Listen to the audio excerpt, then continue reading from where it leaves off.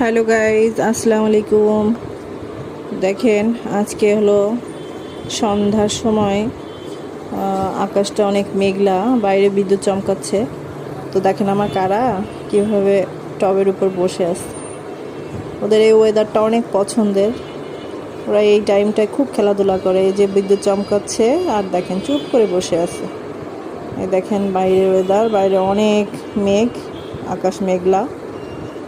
তো এর ভিতরেই ওরা খুব আনন্দ করে আর কি, খুব দৌড়াদৌড়ি করে, খুব খেলাধুলা করে। মাশাল্লাহ, এই দেখেন বসে আছে, কি সুন্দর,